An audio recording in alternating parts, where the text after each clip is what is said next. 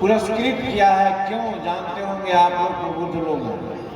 जो चंद्रयान 3 हमारे नरेंद्र भाई मोदी जी के नेतृत्व में चंद्रमा के दक्षिणी छोर पर पहुंचा, उसके लिए हमको पुरस्कार दिया जो आज तक विश्व के कोई लोग नहीं वहां पहुंच सके। तो हमारा मान मर्यादा को कहां तक नरेंद्र भाई मोदी जी ने बढ़ाने का काम किया।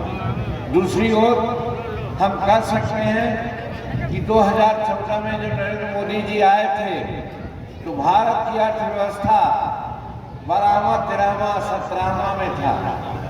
हम लोग बहुत तरह से दूसरे देशों पर डिपेंड कर रहे थे और आज हम फख्र के साथ कह सकते हैं कि आज हमारी अर्थव्यवस्था संसार में 5वां पायदान पर आ चुका है।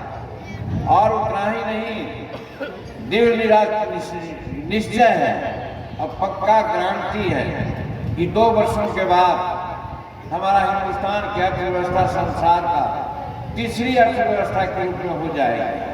तो इससे बढ़कर के क्या हो सकता है। तो इसलिए नरेंद्र मोदी जी के हाथों हम लोग हर तरह से सुरक्षित हैं।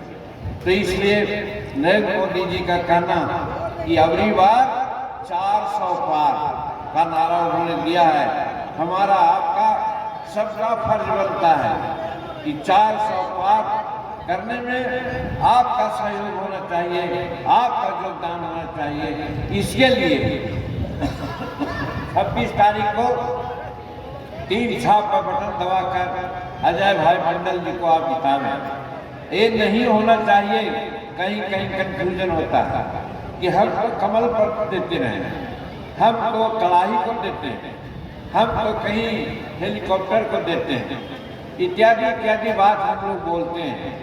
मानना चाहिए कि एनडीए को उम्मीदवार है। एनडीए में आज यहाँ जब तीर है तो तीर ही में कमल भी है, तीर में ही कड़ाही है, तीर में ही गैस सिलेंडर है, हेलीकॉप्टर है।